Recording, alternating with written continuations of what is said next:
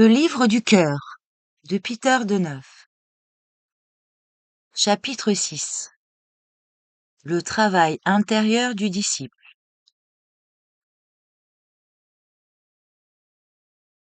Dans la vie du disciple, la prière est l'action la plus puissante, car elle unit étroitement les pensées, les sentiments et la volonté. Elle constitue le travail le plus beau et accomplit des miracles. La prière est une conversation avec Dieu. Elle n'est pas pour le disciple de moment plus important que celui où il peut admirer le visage de Dieu et parler à l'Éternel. Le matin au lever, comme il est beau. Dès le matin, au lever, dirigez votre conscience vers la haute et éternelle raison, vers la réalité. Ensuite, quelle que soit la nature de vos activités, maintenez ce lien intérieur avec le monde invisible, qui est perpétuellement prêt à vous aider, à vous soutenir avec amour et joie. Car la vie est une, et votre vie est aussi un don de Dieu. Il est tout en tout. Il est dommage que par manque de connaissances, vous vous mettiez le matin tout de suite à votre travail, en oubliant de penser, ne serait-ce qu'un instant, à la grande réalité, aux forces raisonnables de la nature et à ses lois. L'aboutissement est que vous peinez, que vous vous fatiguez pour obtenir des résultats bien médiocres.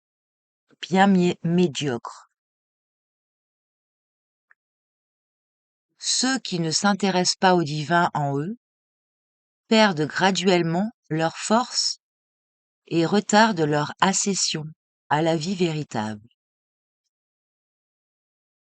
Si vos pensées sont dirigées vers les anges, vous êtes dans le monde angélique. Quand votre esprit s'élève vers Dieu, vous êtes en conscience dans le monde divin.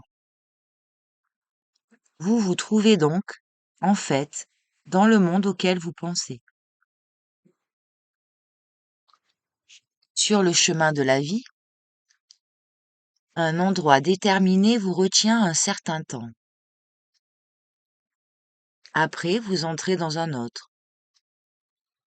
Par exemple, les poissons vivent dans l'eau, mais à un moment donné, il est venu le désir, au plus avancé d'entre eux, de quitter ce milieu dense et oppressant. Ils sortirent donc de l'eau et se trouvèrent dans l'air, dans lequel ils se transformèrent en oiseaux. Il en est de même pour l'homme vivant dans des conditions défavorables.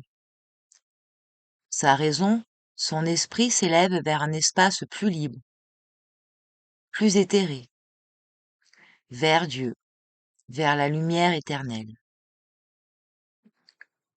Aujourd'hui, vous sentez la nécessité de vous libérer de l'étreinte des conditions matérielles de la vie exclusivement extérieure et terrestre. Que cette idée et que cet élan spirituel vous suivent jour après jour, et à la fin, vous accéderez, avec tout votre être, à un niveau de vie plus élevé. La loi dit, c'est l'idée qui crée les formes et attire les courants. Si vous pensez à un être plein de bonté, la lumière rayonnera dans votre esprit et la chaleur emplira votre cœur. Au contraire, si votre conscience est dirigée vers des choses ou des êtres mauvais, votre intellect s'obscurcira et votre cœur se durcira. La même loi agit à propos de nos relations avec Dieu. Si vous élevez votre pensée vers la lumière divine, vous vous unissez de cœur et d'esprit avec l'Éternel, le Dieu vivant, source de toute vie. Alors votre conscience s'élargit et vous sentez dans votre âme une paix profonde et un élan harmonieux.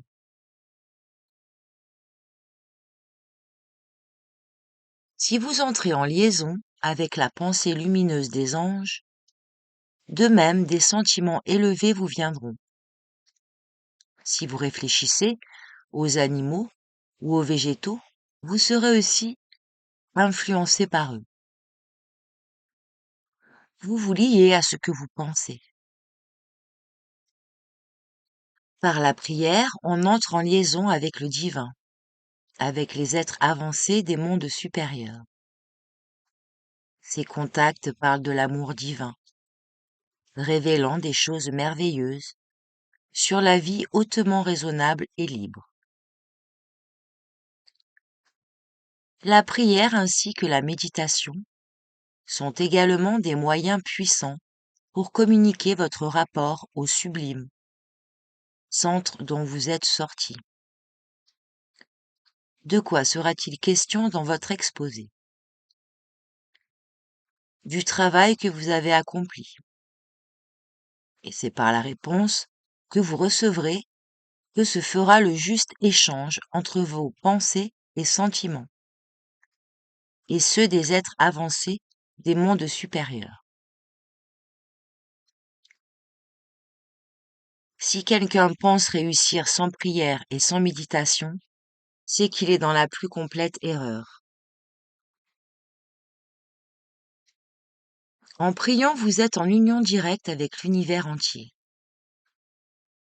Faites donc en sorte de ne pas négliger ou entraver ce processus si naturel de votre âme.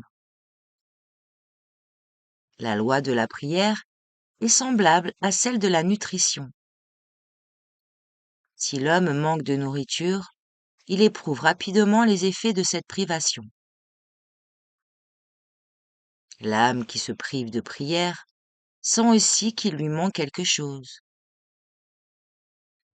La prière est un besoin absolu pour l'âme.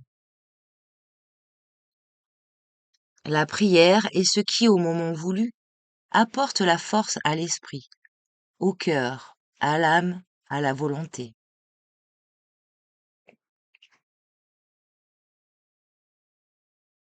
Elle est le travail superconscient de l'âme humaine, qui, en priant, s'élève au-dessus de la conscience habituelle, s'évade du cercle étroit dans lequel vit l'homme sur la terre.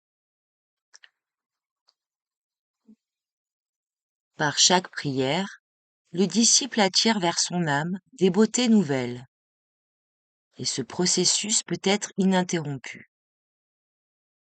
Pour qu'il survienne chaque jour quelque chose de réel en vous, de nouveau, de sublime, n'oubliez pas d'élever chaque matin votre pensée et votre gratitude vers le sublime, centre d'amour et de lumière du monde.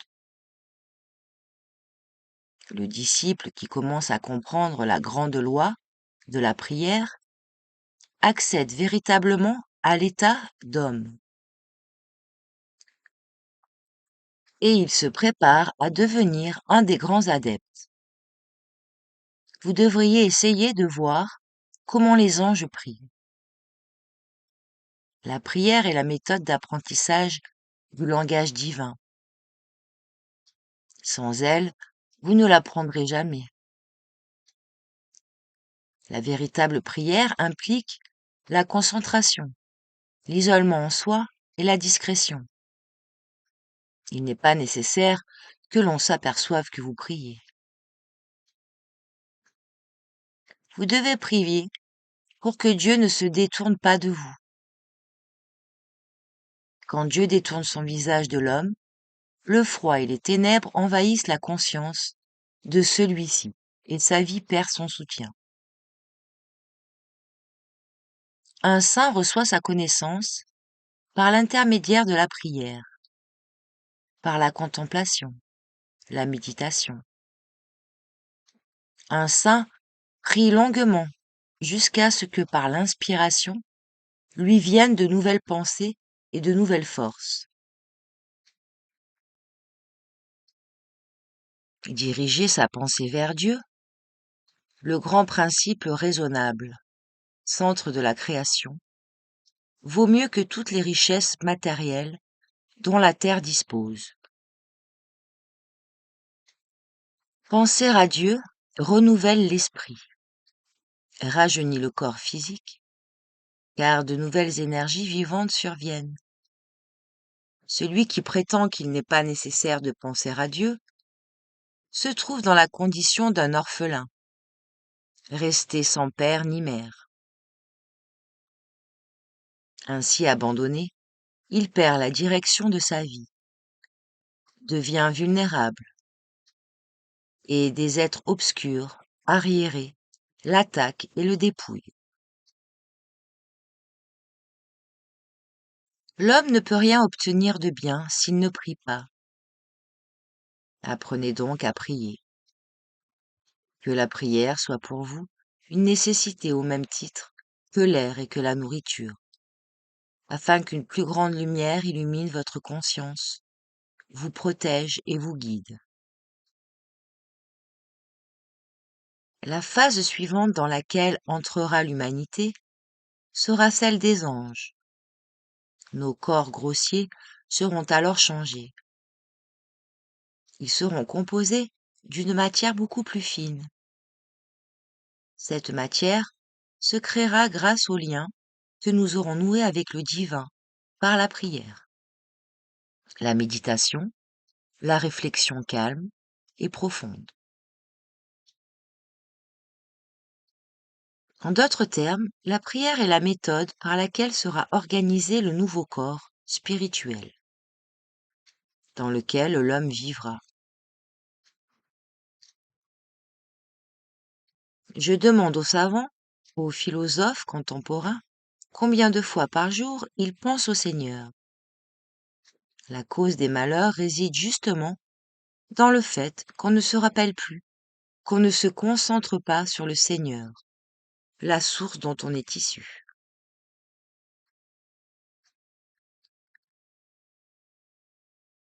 La prière est la meilleure méthode pour résoudre tous les problèmes les plus difficiles.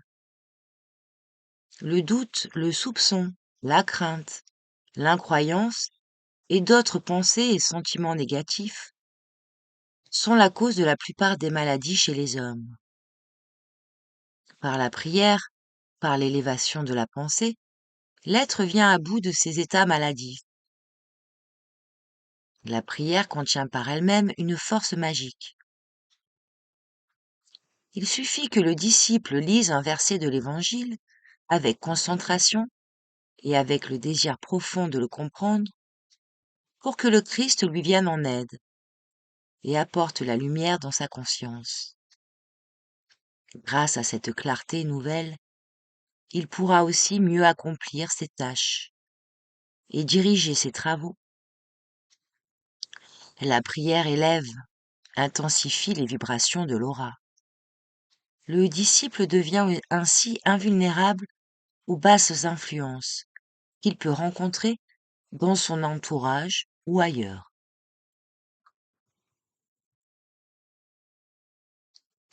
La prière protège des inquiétudes, des anxiétés du monde perpétuellement agitées. Lorsque l'homme prie pour la réalisation d'un désir légitime, le monde supérieur invisible l'aide à chaque fois. Vous êtes malade, priez le Seigneur, Dieu, de vous redonner la santé, et l'amélioration viendra, suivie par la guérison. Il n'y a rien au monde que l'homme ait demandé avec toute sa foi et de toute son âme que Dieu n'ait pas exaucé. Si tous s'adressaient à Dieu en priant, Seigneur, nous avons essayé toutes les méthodes pour arranger le monde, donne-nous un moyen que nous ne connaissons pas. S'ils priaient de tout leur cœur, la méthode viendrait. Le Seigneur aiderait les hommes à améliorer le monde.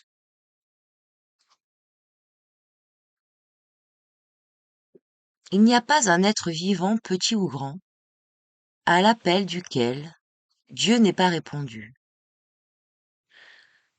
Il n'y a pas un cas où Dieu n'ait pas répondu à une âme. Si la réponse n'est pas arrivée assez tôt, cela est dû au désordre de vos postes. La poste du monde invisible part à temps, mais parfois, les lettres traînent, des mois avant de parvenir à leur destination sur la Terre. Mettez donc de l'ordre dans votre poste intérieur personnel. Il est beau que l'homme conçoive qu'il a une place dans l'esprit divin. Grâce à cette conception, ses prières seront exaucées. Demandez à Dieu qu'il vive en vous et qu'il se manifeste par vous. Dieu seul transforme les êtres. Tout le monde cherche le sens de la vie. Le sens de la vie réside dans la communion avec Dieu. Cela signifie qu'avant le lever du soleil, je m'occupe de la chose la plus importante, c'est-à-dire de l'union avec le grand centre de la création, pour obtenir l'énergie nécessaire à mon travail de la journée. En quelque endroit que l'homme commence son travail, il lui faut l'énergie, l'impulsion pour l'accomplir avec une bonne disposition, avec joie. S'il se laisse aller à subir passivement l'influence du monde extérieur, celui-ci le fera vite sortir des rails de sa vie. L'homme doit prier et en même temps travailler sur lui-même pour se préparer au nouveau qui vient maintenant dans le monde.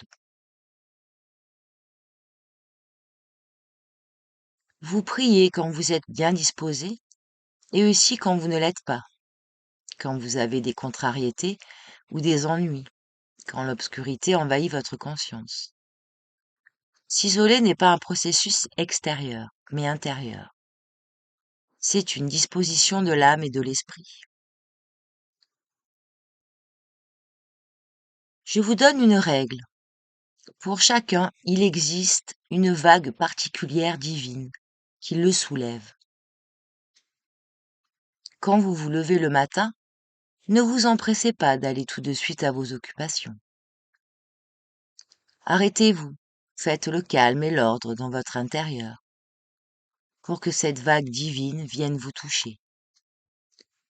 Alors ensuite, vous pouvez commencer vos activités journalières.